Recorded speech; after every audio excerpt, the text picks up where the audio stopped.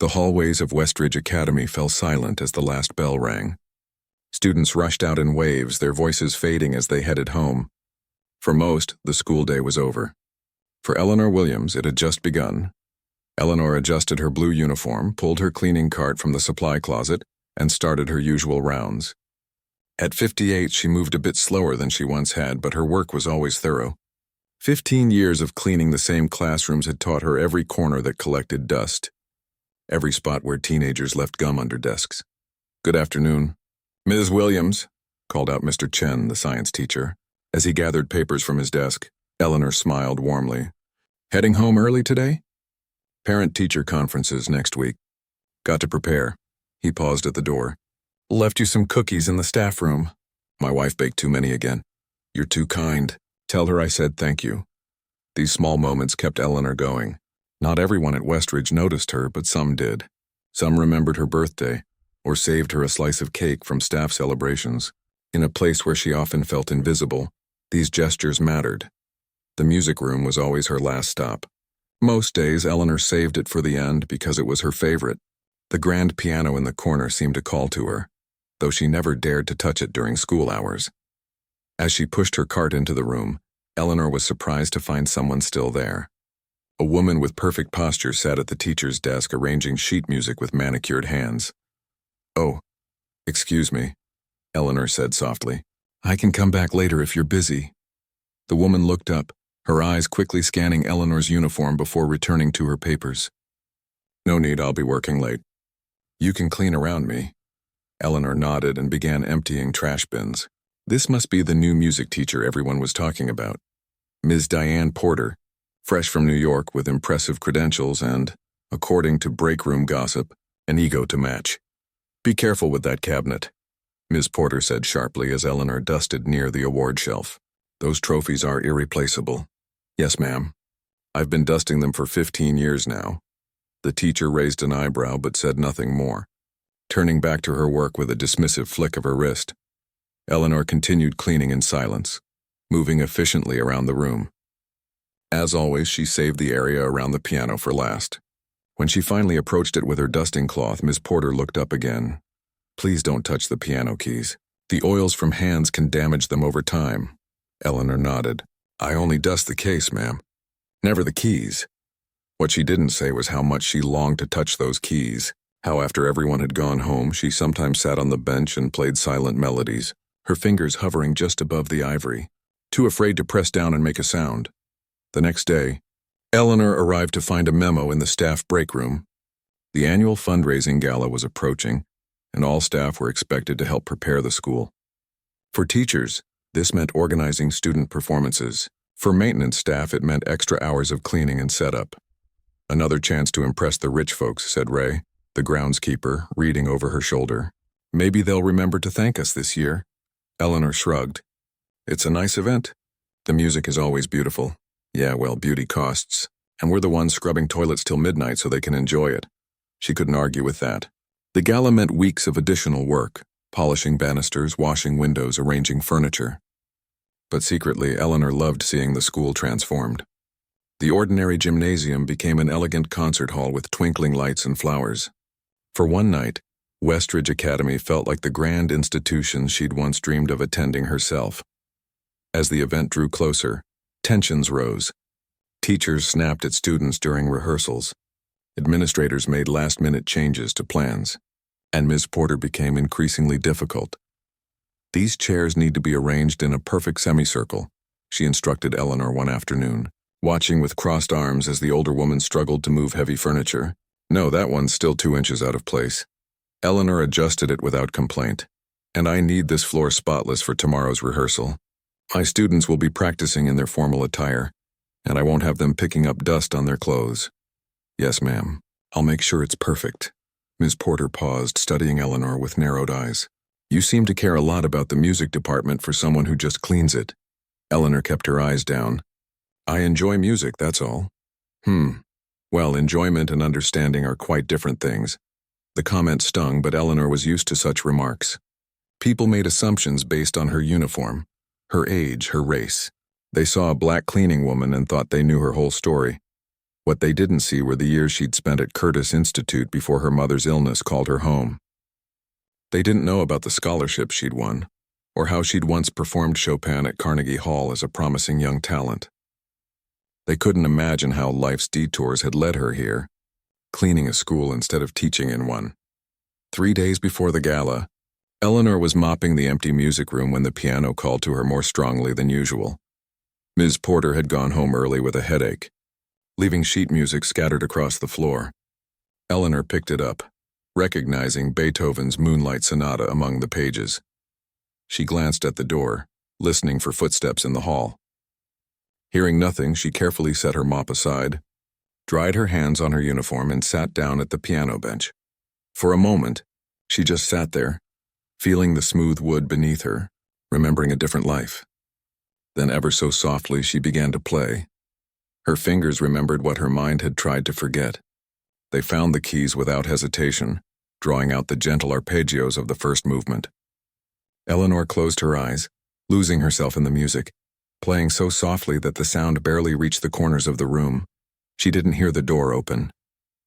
Didn't notice Miss Porter standing frozen in the doorway, mouth slightly open, watching the janitor transform at the keyboard. Only when she finished the movement and opened her eyes did Eleanor realize she wasn't alone. She stood up so quickly she nearly knocked over the bench. "I'm sorry, I was just—" "Who taught you to play like that?" Ms. Porter demanded, her voice oddly tight. Eleanor clutched her hands together. "I had lessons a long time ago." "Lessons?" The teacher let out a short laugh. "That wasn't just lessons. That was—" She stopped, composing herself. "Well, it was certainly surprising. I wouldn't have expected—" She didn't finish the sentence, but she didn't need to. Eleanor heard the unspoken words clearly enough. "Wouldn't have expected a janitor to play like that. Wouldn't have expected someone like you to understand Beethoven." "I forgot my medication," Ms. Porter said stiffly, moving to her desk. "Please continue with your cleaning, and in the future remember what I said about touching the piano." Eleanor nodded, picking up her mop with shaking hands. It won't happen again. But something had changed. Throughout the next few days, she felt Ms. Porter watching her differently. Not with more respect. If anything, the teacher seemed even more determined to find fault with Eleanor's work, but with curiosity and something else. Something that looked almost like fear. The morning of the gala arrived and the school buzzed with activity. Eleanor worked without stopping, helping set up chairs, arranging flowers, making sure everything sparkled. Her back ached and her feet throbbed, but she kept going. "Eleanor, I need you available during the event tonight," Principal Matthews told her as she polished the last of the water glasses, "just to handle any spills or issues that come up. Can you wear your formal uniform?" The formal uniform was just her regular uniform with a black vest instead of a blue one, but Eleanor nodded. "Of course, sir. Wonderful. And thank you for all your work. The place looks amazing." It was a small acknowledgement, but it warmed her.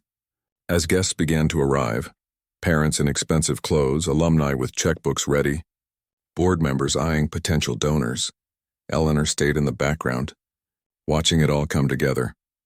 The student performances were scheduled throughout the evening between dinner courses.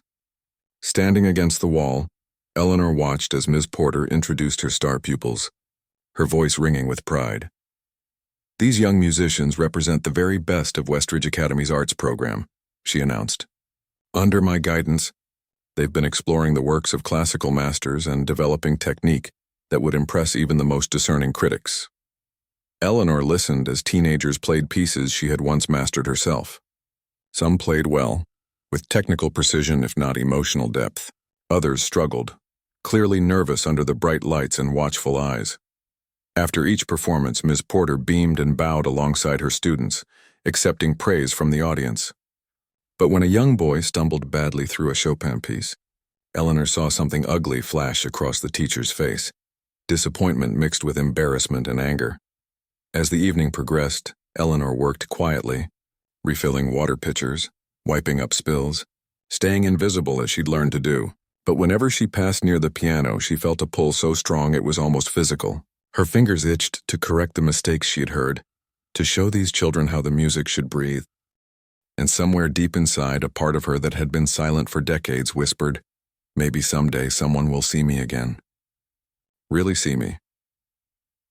The evening of the Westridge Academy fundraising gala transformed the school's ordinary gymnasium into something magical.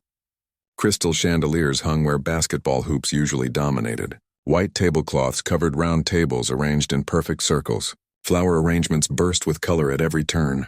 It was Eleanor's 15th gala, but the transformation still took her breath away. "You outdid yourself this year," said Ray, the groundskeeper, now dressed in a black vest identical to Eleanor's. He'd been assigned to parking duty but would help with cleanup later. "We all did," Eleanor replied, straightening a centerpiece, "though I doubt anyone will notice. Mrs. Harrington will. She notices everything." As if summoned by her name, Beatrice Harrington swept through the doors in a midnight blue gown. The 80-year-old widow was Westridge Academy's most generous donor, responsible for the new science building and half the scholarship fund. "Eleanor, dear," Mrs. Harrington called out, waving a gloved hand. "The place looks absolutely stunning." Eleanor smiled warmly. "Thank you, Mrs. Harrington. Lovely to see you again. How's that grandson of yours?" Still at Howard University? "Yes, ma'am. Finishing his engineering degree this spring." "Wonderful. You must be so proud." She squeezed Eleanor's hand. "You simply must point him out to me when he graduates. The foundation is always looking for bright young engineers." This was why Eleanor didn't mind the extra work the gala required. Some people, like Mrs. Harrington, saw past uniforms. They remembered your name, your family, your life beyond scrubbing floors. Others, like Miss Porter, who was now directing students by the makeshift stage, never would. "Eleanor," Principal Matthews beckoned from across the room. "We need more water pitchers on tables 3 through 7. "Right away, sir." The evening progressed smoothly as guests arrived in their finest attire. Board members mingled with potential donors. Teachers chatted up parents whose checkbooks they hoped would open for new classroom equipment. Students in formal wear stood nervously by the stage, waiting for their moment to perform. Eleanor moved quietly through the crowd, refilling glasses, removing empty plates, staying invisible yet available. She watched as Ms. Porter introduced the first student performers, a string quartet of sophomores who played a simplified Mozart piece. The applause was polite, but enthusiastic. These were parents, after all, programmed to cheer for their children regardless of skill. The students bowed awkwardly and scurried off the stage. "Next," Ms. Porter announced, "we have Thomas Chen performing Chopin's Nocturne in E-flat major." Eleanor paused by the dessert table. This was the boy who had struggled during rehearsals. She watched as he approached the piano, his face pale with nerves. He sat at the bench, adjusted it slightly, and placed his hands on the keys. From the first notes, Eleanor could tell he was in trouble. His tempo was uneven, his fingers stiff with anxiety. When he reached the middle section, he faltered, skipped several measures, then continued shakily. Eleanor's heart ached for him. She knew how it felt to lose yourself in front of an audience, to have the music you'd practiced for months suddenly become foreign under your fingers. Ms. Porter stood at the side of the stage, her smile frozen in place, but Eleanor could see the tension in her shoulders, the slight narrowing of her eyes. When Thomas finally finished, the teacher's applause seemed mechanical. "Thank you, Thomas," she said, her voice tight. "That was spirited." The boy hurried off, his face burning with shame. As the crowd's attention shifted to the next performer, Eleanor slipped away to check on him. She found him in the hallway, fighting tears. "Hey there," she said gently. "Rough night?" He looked up, surprised that anyone had followed him. "I messed up so bad, Ms. Porter's going to kill me." "Everyone makes mistakes. Even the greatest pianists, not like that." "I practiced for months," Eleanor nodded. "Performance anxiety. It happens to the best of us." "Did it ever happen to you?" he asked, then immediately looked embarrassed. "Sorry, I didn't mean—" "It's okay." "And yes, it happened to me too. Once, many years ago, I was playing at a very important recital. My hands shook so badly I had to stop in the middle and start over." Thomas wiped his eyes. "Really, what did you do?" I took a deep breath, imagined I was alone in my practice room, and started again. The second time was much better. She smiled. The audience was kind. "They always want you to succeed, you know." "Not Ms. Porter. She looked like she wanted to strangle me." Eleanor couldn't argue with that. She has high standards. "But don't let one bad night define you." "Thanks, Ms. Williams." He managed a small smile. "I should probably go back in." "Me too. Those dessert plates won't clear themselves." They returned to find the gala in full swing. A group of senior girls had just finished a flute ensemble, and guests were applauding enthusiastically. Ms. Porter seemed to have recovered her composure, though her smile still didn't reach her eyes. During a break in performances, Eleanor worked her way through the room, collecting empty glasses. The atmosphere had grown livelier as guests enjoyed wine with their dinner. Conversation and laughter bubbled around her. She approached a large arrangement of lilies near the piano, noticing one flower had drooped. As she carefully adjusted it, Ms. Porter clinked a spoon against her glass, calling for attention. "Ladies and gentlemen, we have a brief intermission before our final student performances. I hope you've enjoyed the musical selection so far. These students represent countless hours of practice and the artistic excellence we strive for at Westridge Academy." The crowd murmured appreciatively.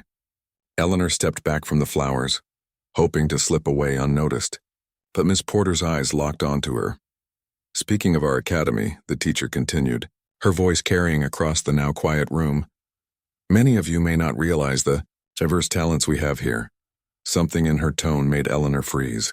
There was an edge to it, sharp and dangerous. "Our very own custodial staff member, Eleanor, seems particularly fascinated by our music program." Ms. Porter gestured toward her. "I've noticed her lingering around the piano quite often." All eyes turned to Eleanor, who stood rooted to the spot, still holding the flower she'd been adjusting. Heat crept up her neck. "In fact," Ms. Porter continued with a smile that didn't reach her eyes, "I recently discovered that Eleanor here believes herself something of a pianist." Principal Matthews shifted uncomfortably but remained silent. Mrs. Harrington frowned, her eyes darting between the teacher and Eleanor. "Since we're celebrating artistic expression tonight," Ms. Porter said, stepping toward Eleanor, "perhaps we should invite our janitor to entertain us during the intermission." "What do you say, Eleanor? Would you grace us with your talents?" A few uncomfortable laughs rippled through the crowd. Some guests looked embarrassed, others curious. The students nearest Eleanor took small steps back, as if her humiliation might be contagious. "I don't think," Eleanor began, her voice barely audible. "Come now," Miss Porter insisted, gesturing toward the piano. "Don't be shy. You weren't shy about playing when you thought no one was listening." Eleanor stood frozen, her heart hammering in her chest. This was punishment, she realized. Punishment for daring to touch the sacred piano, for momentarily forgetting her place. "Ms. Porter," Principal Matthews finally intervened, stepping forward with a forced smile. "I'm sure our guests would prefer to hear more from our students." "Oh, but this is educational, Principal Matthews," Ms. Porter cut in smoothly. "Our students should understand that appreciation of music is not the same as mastery. It takes years of proper training to perform at the level we expect at Westridge." Her meaning was clear. Eleanor might enjoy music, might even play a little, but she could never truly understand it. Not without the proper background, not without the right credentials, not without being the right kind of person. Thomas Chen, standing near the back of the room, caught Eleanor's eye. His expression reflected her own feelings, embarrassment mixed with indignation. "It's all right," Eleanor said quietly to Principal Matthews. "I don't mind, a lie but a necessary one." She had two choices: refuse and confirm what Miss Porter thought of her, or accept and endure whatever humiliation came next. Mrs. Harrington's eyes narrowed as she watched the scene unfold. Several parents looked uncomfortable, recognizing the cruelty but unwilling to intervene. The students waited, wide-eyed, to see what would happen. "Wonderful," Miss Porter said with false brightness. She extended a hand toward the piano. "Please, Eleanor, show us what you can do." The walk to the piano bench felt endless. Eleanor was acutely aware of her uniform, the cleaning cloth still tucked in her pocket, the sturdy black shoes that helped her stand for hours but looked so out of place next to the elegant piano. She sat down slowly, adjusting the bench with hands that trembled slightly. The polished keys gleamed under the chandelier lights, familiar yet suddenly intimidating. Eleanor could feel everyone watching, the wealthy donors, the proud parents, the uncomfortable teachers, the wide-eyed students. Ms. Porter stood just at the edge of her vision, arms crossed, a small satisfied smile on her lips. For a moment, Eleanor considered playing something simple. Twinkle, Twinkle, Little Star, perhaps, or a basic scale. It would match what they expected, confirm their assumptions, and the moment would pass. But then she thought of her grandson studying engineering, of Thomas struggling through his performance, Of all the times she'd been overlooked or underestimated. She placed her hands on the keys, closed her eyes, and took a deep breath. Then Eleanor Williams began to play. The room fell silent as Eleanor's fingers hovered over the keys. A few uncomfortable coughs broke through the quiet. Someone's chair scraped against the floor.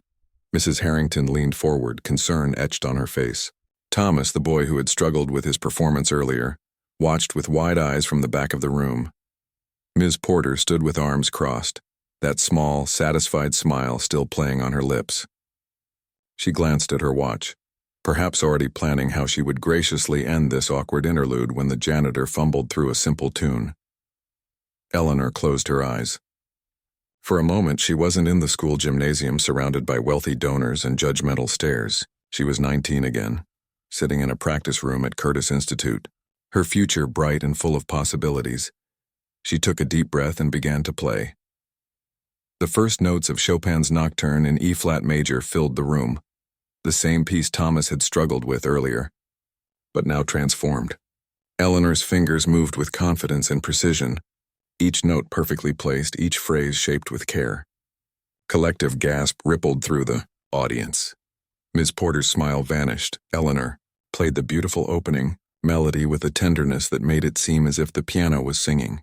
When she reached the flowing arpeggios in the left hand that had tripped Thomas up, her fingers glided over them effortlessly. The middle section built with emotion that filled the room, telling a story of both longing and hope. She played with her eyes still closed, lost in the music, her body swaying gently. The tension that had been in her shoulders all evening melted away. This was where she belonged. This was who she truly was. The piece grew more complex, but Eleanor remained in complete control. Her years of cleaning had left her hands calloused, but they remembered every nuance of the music. Each note rang with clarity and purpose. The final descending notes floated like gentle rain, ending in a perfect whisper. Without pausing, Eleanor transitioned seamlessly into a jazz improvisation based on an old spiritual her grandmother had taught her. The shift was dramatic, from classical precision to soulful expression, but she navigated it with the ease of someone fluent in multiple musical languages.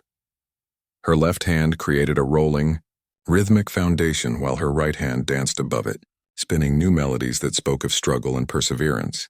The music filled the room with something raw and honest, pulling emotions from places many in the audience had forgotten existed. Throughout both pieces, not a single person moved. Not a glass clinked, not a whisper passed between guests. Even the servers stood frozen, trays in hand, captured by the unexpected beauty filling the air. Thomas watched with his mouth slightly open, seeing for the first time how the piece he'd struggled with was meant to sound. Principal Matthews stared in disbelief, a half-eaten dessert forgotten on his plate, and Ms. Porter. Her face had drained of color, her confident posture replaced by a rigid stillness. She looked as though she'd been struck. When Eleanor finally played the last chord, letting it fade naturally into silence, she opened her eyes. For a moment, the room remained absolutely quiet. She could hear her own heartbeat, see the stunned expressions surrounding her. Then Mrs. Harrington stood up, her eyes shining with tears, and began to applaud. Within seconds, the entire room erupted into thunderous applause. People rose to their feet, clapping wildly, some wiping away tears, others shouting, "Bravo!" and "Encore." Thomas clapped until his hands hurt. Principal Matthews looked both amazed and slightly ashamed. Even Ray the groundskeeper had slipped inside to witness the spectacle, and now stood grinning by the door. Only Ms. Porter remained seated, her hands clutched tightly in her lap, her expression unreadable. Eleanor stood from the piano bench, smoothing her uniform skirt with trembling hands. The applause continued, washing over her like a wave. She had almost forgotten this feeling, the warmth of appreciation, the connection with an audience. A small smile tugged at her lips as she gave a modest bow. "My goodness," Principal Matthews said, finally finding his voice as he approached the piano. He gestured for the microphone and the applause gradually quieted. "Well, I think we've all just witnessed something quite extraordinary." He turned to Eleanor with new eyes, seeing her properly perhaps for the first time in 15 years. "Eleanor, that was incredible. I had no idea." Mrs. Harrington made her way to the front of the room, moving with surprising speed for a woman of 80. That wasn't just incredible, that was world-class playing. She looked directly at Eleanor. My dear, where did you study? Eleanor cleared her throat, suddenly self-conscious with all eyes on her. Curtis Institute of Music, ma'am. Many years ago. A murmur rippled through the crowd. Curtis was one of the most prestigious music conservatories in the world, famously selective. Curtis? Miss Porter finally spoke, her voice strained. That's impossible. I would have heard of you. I studied under the name Eleanor Jones, she explained quietly. I was there from 1984 to 1986, but had to leave before graduating when my mother became ill. An older man in the crowd nodded with sudden recognition. Jones, Eleanor Jones, I remember reading about you in the Philadelphia Inquirer. You won the Young Artist competition when you were just 17. Eleanor nodded, surprised that anyone would remember. Yes, that was me. You were headed for a brilliant career, the man continued. Critics called you one of the most promising pianists of your generation. Then you just disappeared from the classical music scene. Life happened, Eleanor said simply. My mother's illness, then caring for my younger siblings. By the time I could have returned to music, too many years had passed. Or so I thought. But to maintain that level of technique while working as a... Miss Porter trailed off, apparently unable to say the word janitor. While working as a valued member of our maintenance staff, Principal Matthews finished firmly, shooting Ms. Porter a warning glance. Thomas pushed his way forward. Ms. Williams, that was the same piece I played, but it sounded completely different. How did you make it sound so... alive? Eleanor smiled at him, grateful for the genuine question. Music isn't just notes on a page, Thomas. It's what happens in the spaces between the notes. It's about telling a story with sound. Would you teach me? He asked hesitantly. Before Eleanor could answer, other students crowded around, full of questions and admiration. Parents approached too, introducing themselves as if meeting her for the first time, though many had passed her in hallways for years without a glance. Mrs. Harrington took Eleanor's hand firmly in her own. We need to talk, my dear.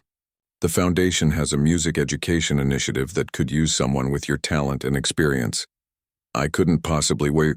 We'll discuss it later, Mrs. Harrington said with a wink. For now, would you play something else for us? Perhaps some Debussy. Eleanor glanced at the clock.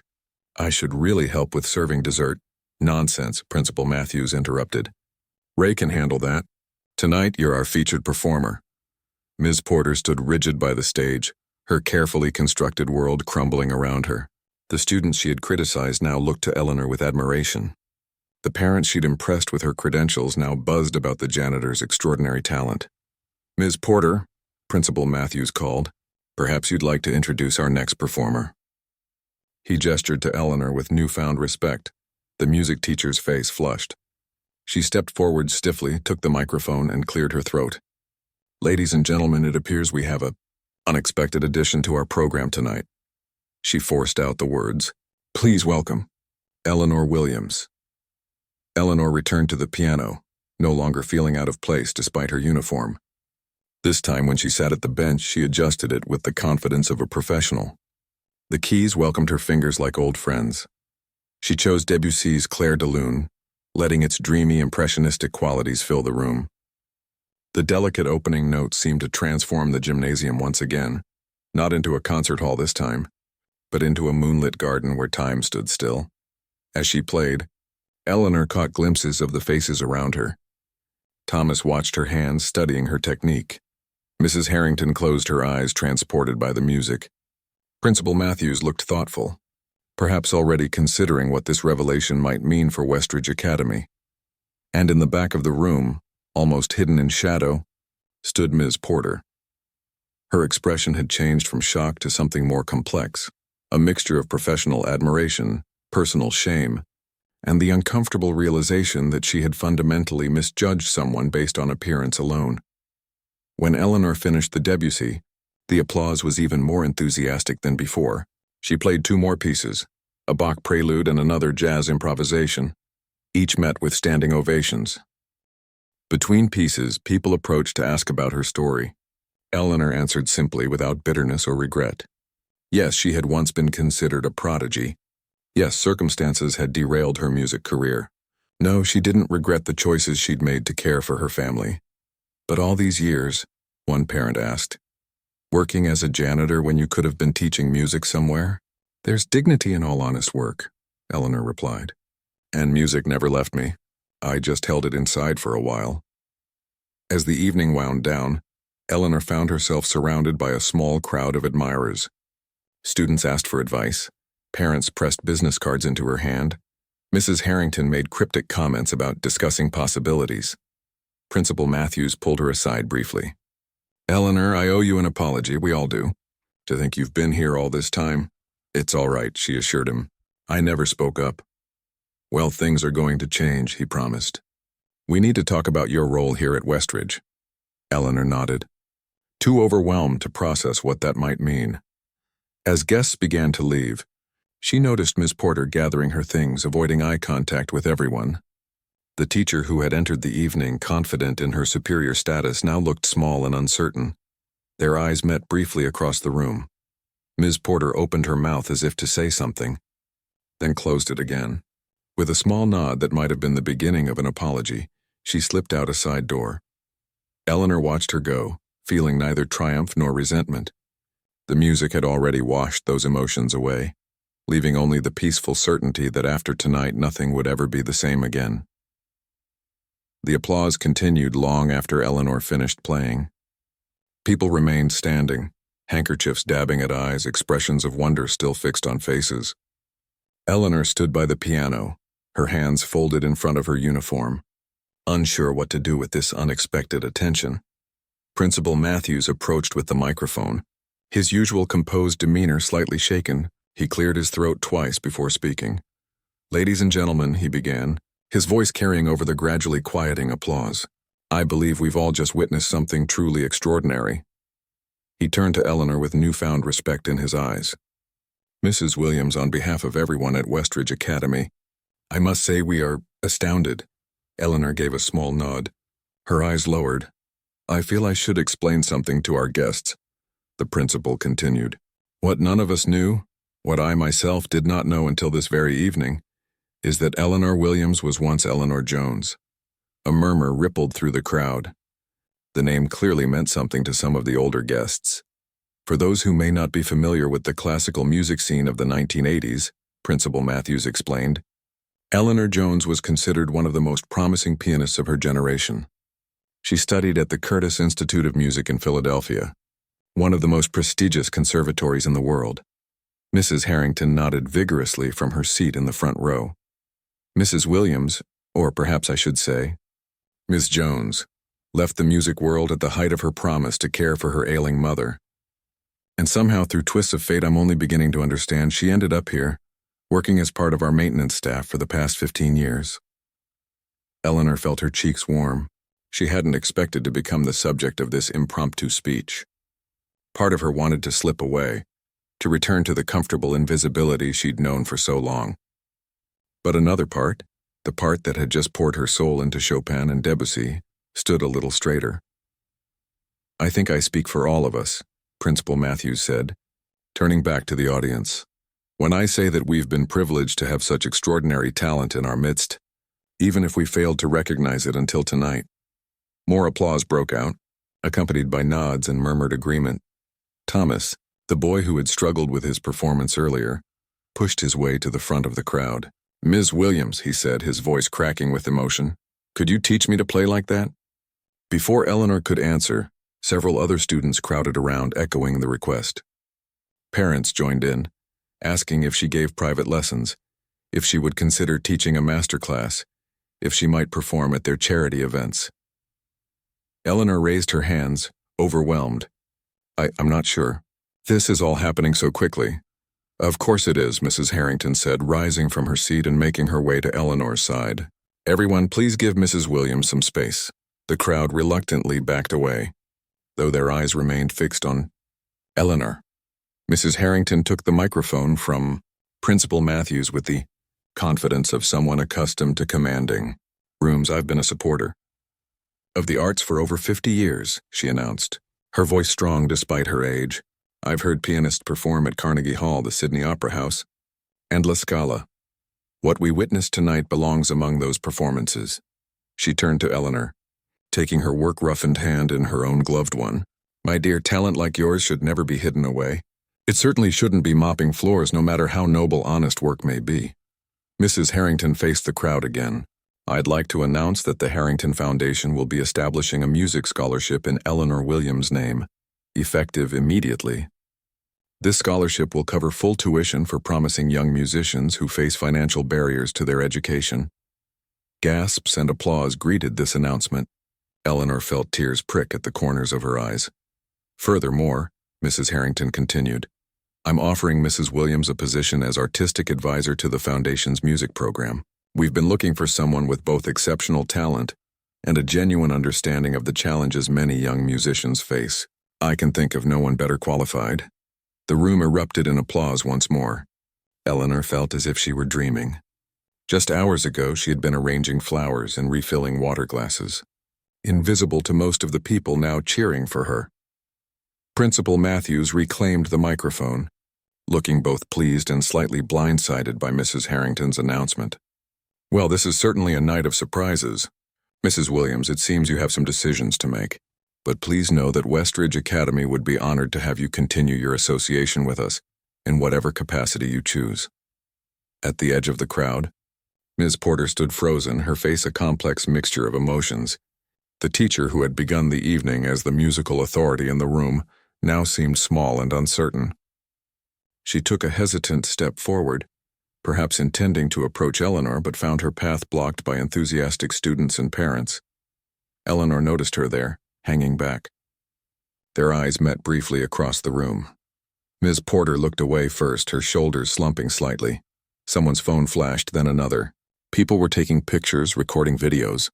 A local newspaper reporter who had come to cover the fundraiser was scribbling frantically in a notebook. I think Mrs. Williams could use a moment, Mrs. Harrington announced, noticing Eleanor's overwhelmed expression. Let's all enjoy some dessert while our student musicians prepare for their final performances. The crowd reluctantly dispersed, though many eyes remained on Eleanor. Mrs. Harrington guided her to a quiet corner near the exit. Breathe, my dear, the older woman advised. You look like you might faint. I'm sorry, Eleanor said. This is all so unexpected, is it? Or is it simply long overdue? Mrs. Harrington studied her face. Tell me honestly, have you continued playing all these years? Eleanor nodded. At home, yes. I have an old upright piano that belonged to my mother, and sometimes after hours I would play here when no one was around. She glanced toward Miss Porter, at least when I thought no one was around. Mrs. Harrington followed her gaze. I suspected there was more to this evening's demonstration than met the eye. She found me playing one day, Eleanor explained. I think she was offended that someone like me would touch her piano. Someone like you? Mrs. Harrington raised an eyebrow. A Curtis-trained concert pianist, you mean? Eleanor smiled faintly.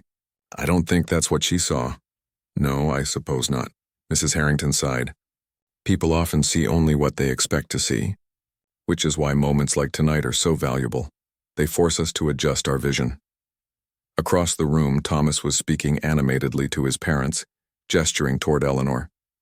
Several other students had gathered around Ms. Porter, perhaps asking questions about the evening's unexpected turn of events. The teacher answered stiffly, her usual confidence notably absent. My offer is genuine, Mrs. Harrington said, returning her attention to Eleanor. The foundation needs someone like you, but there's no pressure to decide tonight. Thank you, Eleanor replied.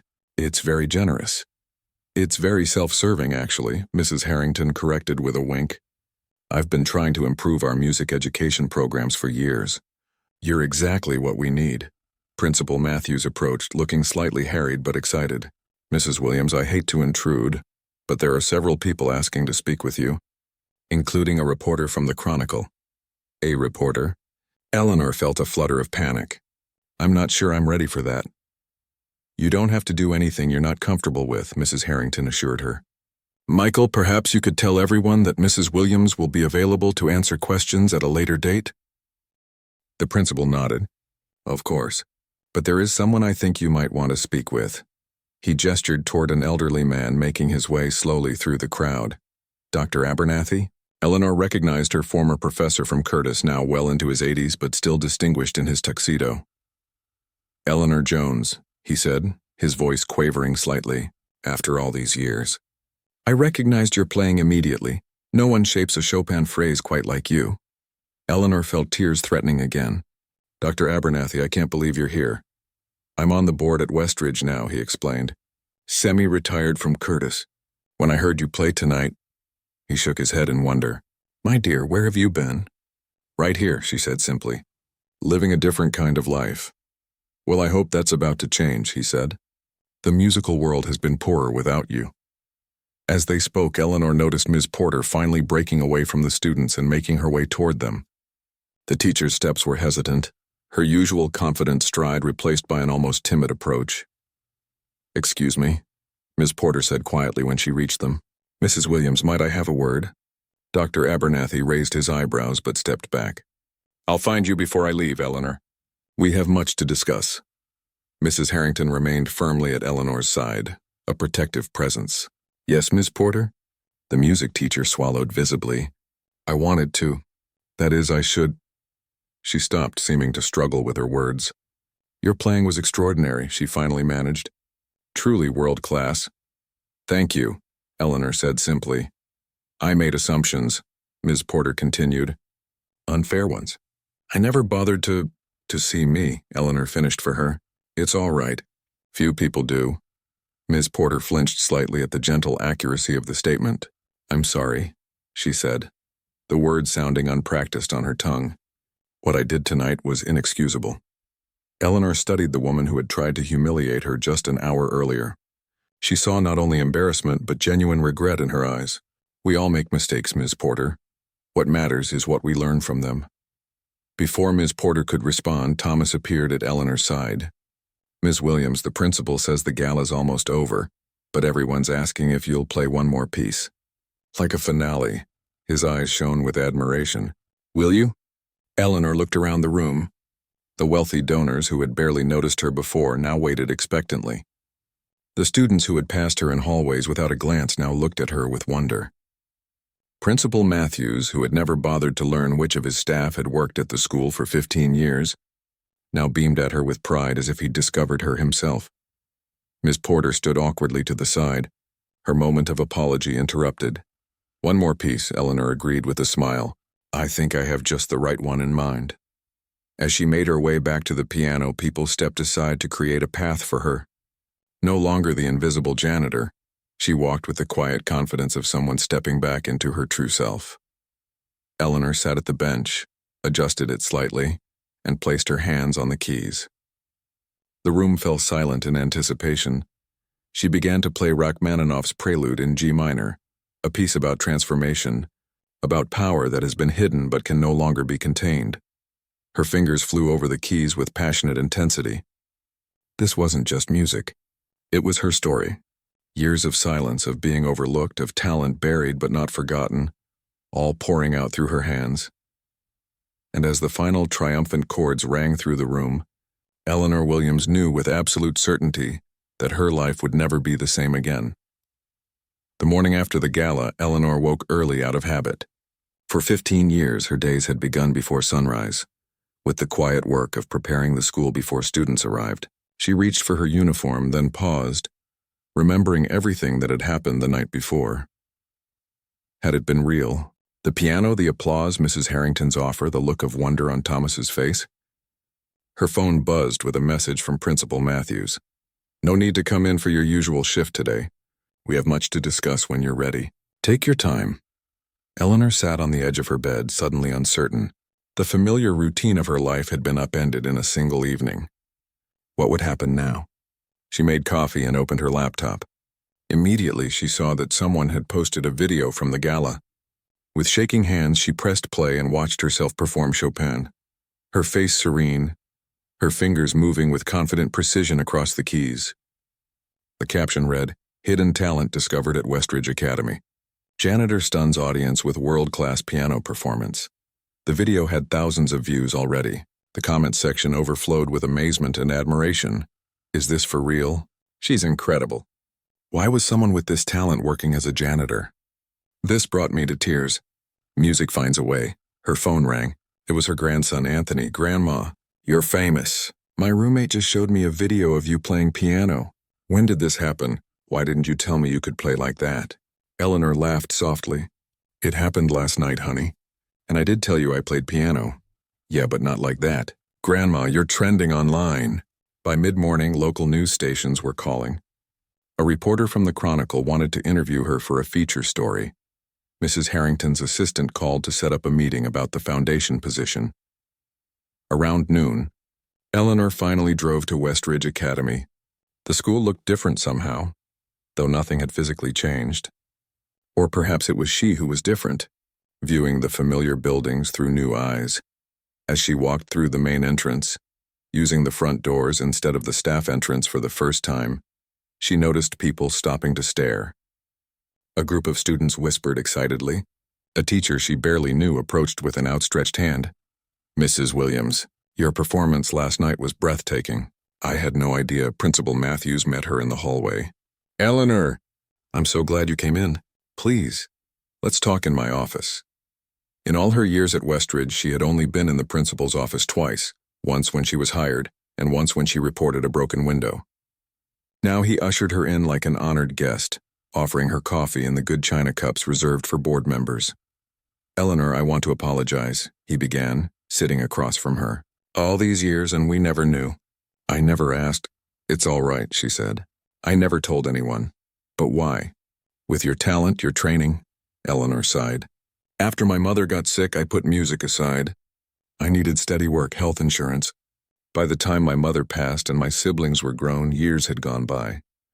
The classical music world doesn't usually welcome comebacks from 40-something pianists who haven't performed in decades. She smiled faintly. And to be honest, I found peace in simple work. No pressure, no critics, no competition. Principal Matthews nodded thoughtfully. Well, things have certainly changed now. Mrs. Harrington called me this morning. She's quite determined to have you involved with her foundation. Yes, she left me several messages. And I've had at least a dozen parents call asking if you'll be teaching piano here. He leaned forward. Eleanor, I'd like to offer you a position as our assistant music teacher. You could work alongside Ms. Porter, focusing on piano instruction. At the mention of Ms. Porter, Eleanor's expression grew cautious. I'm not sure that would be comfortable for either of us. Actually, the principal said, she's the one who suggested it. She's waiting to speak with you if you're willing. Eleanor was surprised but nodded. All right. Ms. Porter was waiting in the music room, sitting stiffly at her desk. She stood when Eleanor entered, her confident posture noticeably absent. Mrs. Williams, she began, then corrected herself. Ms. Jones, or do you prefer Eleanor? Eleanor's fine, she replied, taking a seat near the piano. Ms. Porter remained standing as if unsure of her place in her own classroom. I've been thinking all night about what happened. What I did. She took a deep breath. There's no excuse for it. I was cruel and prejudiced. I made assumptions based on your job, your appearance. She trailed off, clearly uncomfortable. My race? Eleanor supplied calmly. Ms. Porter flinched but nodded. Yes, I had ideas about who could understand music, who belonged in this world. I was wrong, and I'm deeply sorry. Eleanor studied the younger woman's face, seeing genuine regret there.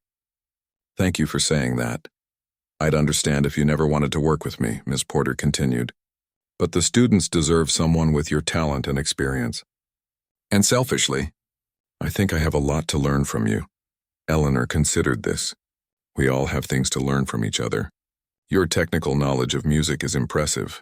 Your students are well prepared. But they don't play with the soul you do, Ms. Porter admitted. I can teach them notes. You can teach them music. A knock at the door interrupted them. Thomas stood there, clutching sheet music. Sorry, I didn't know you were in a meeting. I can come back. It's all right, Thomas, Eleanor said warmly. What do you need?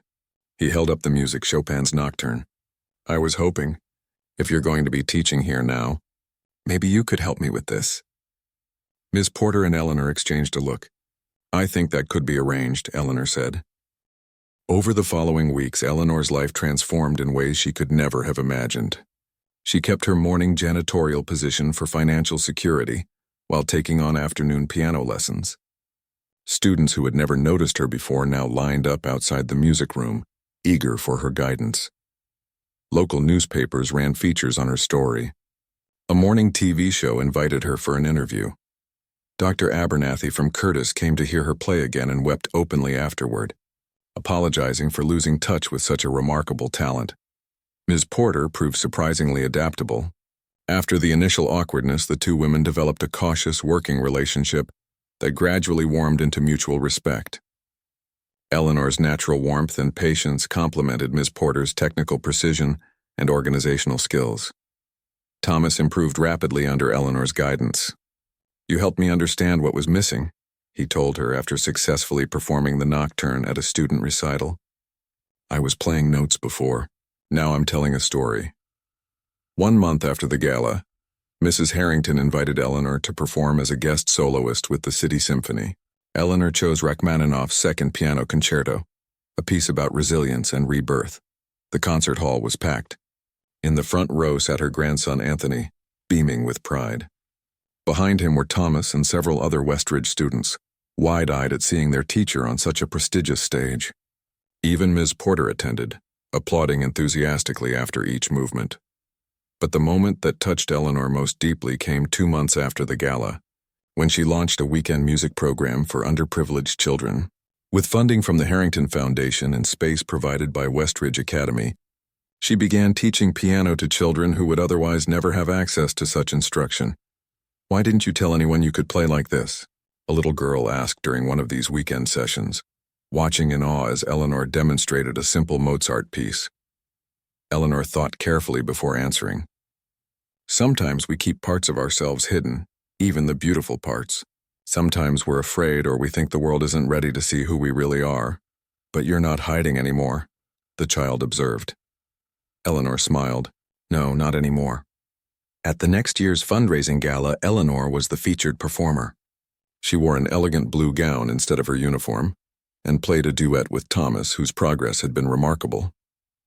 Afterward, Mrs. Harrington raised a toast. "To Eleanor Williams, who reminds us all that extraordinary talent can be found in the most unexpected places, if only we have the wisdom to look and truly see." Principal Matthews added his own toast, "And to second acts that outshine the first."